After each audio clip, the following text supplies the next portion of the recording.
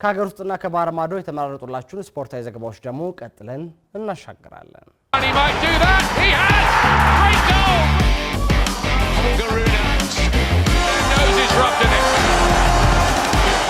ሰላም ጤና ይስጥልኝ የተከበራችሁ ተመልካቾቻችን ለታርበ ከሻም ቲቪ ስፖርታዊ ዘገባዎችን ከሰዓት ጀምሮ ወደ እናንተ ማስደመጥ እንጀምራለን። ቀዳሚ ወዳደረኩት የሀገር ውስጥ ዜና አልፋለሁ። የኢትዮጵያ ፕሪሚየር ሊግ ነገ ይጀምራል። የ2018 የኢትዮጵያ ፕሪሚየር ሊግ ነገ ለተቅዳሜ አዲስ አበባና ሐዋሳ ላይ በሚከናወኑ ጨዋታዎች ጅማሮውን ያደርጋል። በአዲስ አበባ ስቴዲየም በሚከናወኑ ጨዋታ ኢትዮ ኤሌክትሪክ ከሸገር ከተማ፣ ነገሌ አርሲ ከአርባ ምንጭ ከተማ ቀን 7 ሰዓትና 10 ሰዓት ላይ የሚከናወን ጨዋታ ሲሆን በሐዋሳ ዩኒቨርሲቲ ስቴዲየም ወልዋሎ ዲግራት ዩኒቨርሲቲ ከሲዳማ ቡና፣ ድሬዳዋ ከሐዋሳ ከተማ ነገ ቀን 9 ሰዓትና 12 ሰዓት ላይ የሚከናወኑ ጨዋታዎች ናቸው።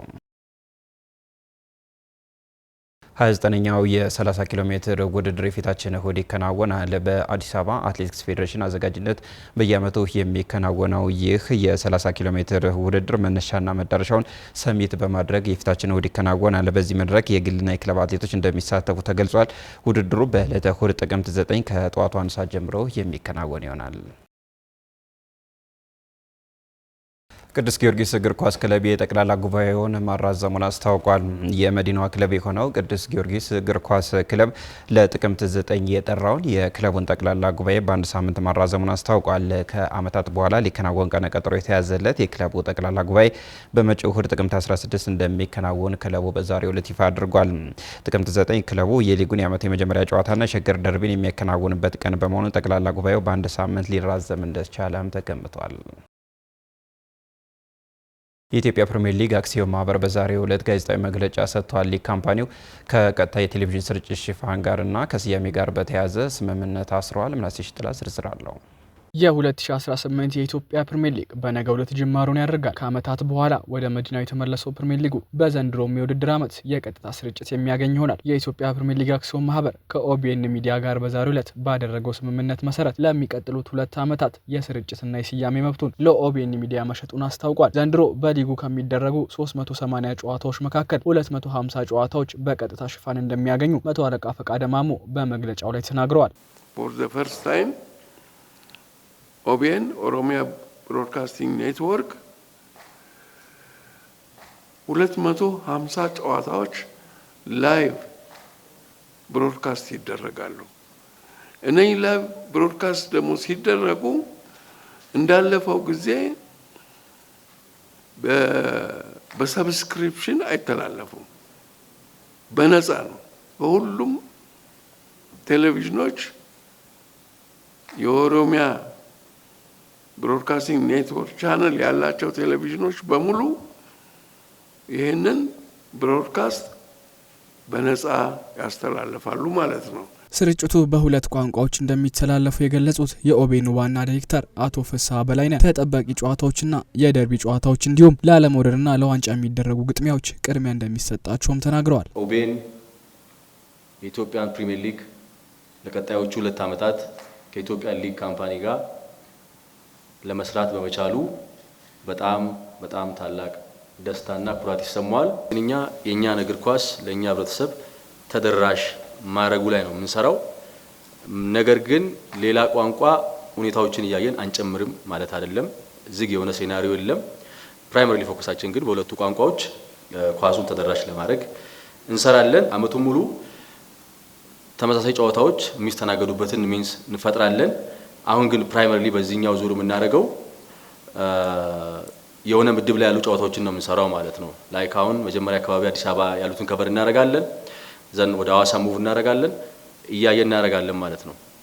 ነገር ግን ቅድም ያልኳቸው አስቻይ ሁኔታዎች ደግሞ ሲሟሉ አት ሴም ታይም ሁለቱንም ጨዋታ ላይቭ ስትሪም እናደርግባቸው ወይም ትራንስሚት እናደርግባቸው ሁኔታዎች ግን እንደሚፈጠሩ መያዙ በጣም አስፈላጊ ነው።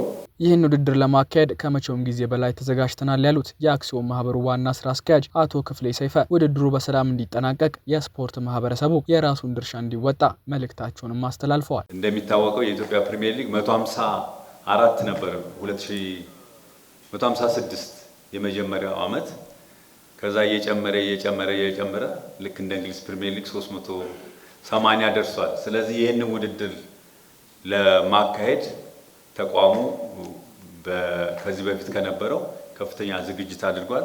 በተለይ አዲስ አበባ ላይ የስፖርት ማህበረሰቡን በዚህ አጋጣሚ መግለጽ ፈልገው አዲስ አበባ ውድድር ለማድረግ ከፍተኛ ስራዎች ሰርተናል።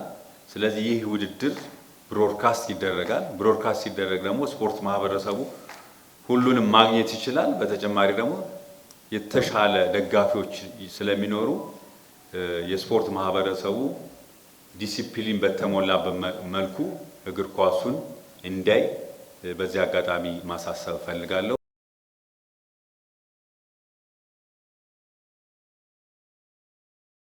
የአውሮፓ ሊጎች ከእረፍት መልስ ምሽትን በሚከናወኑ ጨዋታዎች ይጀምራሉ። የአውሮፓ ሊጎች ከአህጉራዊ ውድድር መልስ ምሽትን በሚከናወኑ ጨዋታዎች ይጀምራሉ።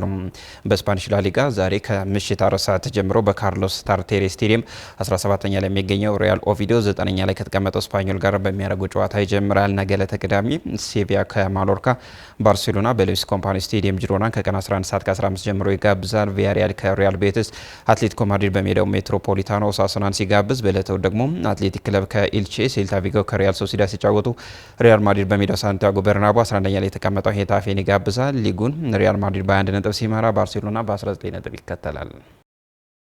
በእንግሊዝ ፕሪሚየር ሊግ ነገ ዕለተ ቅዳሜ 7 ጨዋታዎች ይከናወናሉ። 8ኛ ሳምንቱ ላይ የደረሰው የ2025/26 የእንግሊዝ ፕሪሚየር ሊግ ነገ ዕለተ ቅዳሜ 7 ጨዋታዎች ይከናወናሉ። ከቀን 8 ሰዓት ከ30 ጀምሮ በሲቲ ግራውንድ ኖቲንጋም ፎረስት ቼልሲን ሲጋብዝ፣ ኒውካስትል ዩናይትድ ወደ አሜክስ ስቴዲየም አቅንቶ ከብራይተን ጋር ከቀን 11 ሰዓት ጀምሮ ጨዋታውን ሲያከናውን፣ በተመሳሳይ ሰዓት በርንላይ ከሊድስ፣ ክሪስታል ፓላስ ከቦርንማውዝ፣ ኤቨርተን ወደ ኢታድ አቅንቶ ከማንቸስተር ሲቲ ጋር ሲጫወት፣ ሰንደርላንድ ከወልቭስ ሲጫወቱ ከመሸሻ 1 ሰዓት ከ30 ጀምሮ ደግሞ በክራቨን ኮቴጅ ፉልሃም አርሰናልን ይጋብዛል። በዕለቱ ደግሞ ቶተንሃም ሆትስፐር ከአስቶን ቪላ ሲጫወቱ ከአመሻሽ 12 ሰዓት ከ30 ጀምሮ ደግሞ በአንፊልድ ሊቨርፑል ማንቸስተር ዩናይትድን የሚጋብዝበት ጨዋታም ተጠባቂ ይሆናል። በጣሊያን ሴሪ ለሊጉ ወሳኝነት ያላቸው ጨዋታዎች ከነገ ጀምሮ ይከናወናሉ።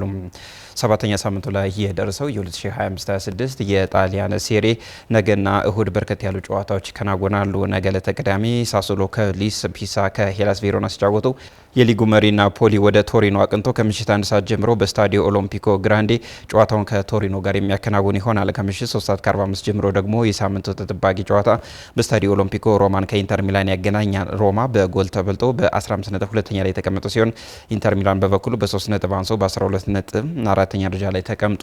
በዕለተ እሁድ ኮሞ ከጁቬንቱስ፣ ካግላሪ ከቦሎኛ፣ ፓርማ ከጂኖዋ፣ ላዚዮ ከአታላንታ፣ ፊዮሬንቲና ከኤሲ ሚላን ጋር ይጫወታሉ። ላሚን ያማል 10ኛው ውዱ ተከፋይ ተጫዋች ሆኗል። ፎርብስ ይዞት በወጣው መረጃ መሰረት ስፔናዊ የባርሴሎና ወጣት ተጫዋች የሆነው ላሚን ያማል 10ኛ ከፍተኛ ተከፋይ እግር ኳስ ተጫዋች መሆን ችሏል። የ18 ዓመት ወጣት ተጫዋች ላሚን ያማል ከማስታወቂያ ክፍያ ጋር ተደምሮ በአመት 43 ሚሊዮን ዶላር ክፍያ በማግኘት 10ኛ ደረጃ ላይ ተቀምጧል። ፖርቹጋላዊ ኮከብ ክርስቲያኖ ሮናልዶ 280 ሚሊዮን ዶላር ተከፋይ በመሆን በቀዳሚነት ሲቀመጥ፣ ሊዮኔል ሜሲ በ130 ሚሊዮን ዶላር እንዲሁም ካሪም ቤንዜማ በ104 ሚሊዮን ዶላር ተከታዩን ደረጃ መያዝ ችለዋል። ተመልካቾቻችን ለዕለተ አርብ ያዝናቸው ስፖርታዊ ዘገባዎች በዚህ ተጠናቀዋል። ስለተከታተላችሁ እናመሰግናለን። የብዚያ በቃውኝ ጤና ይስጥልኝ።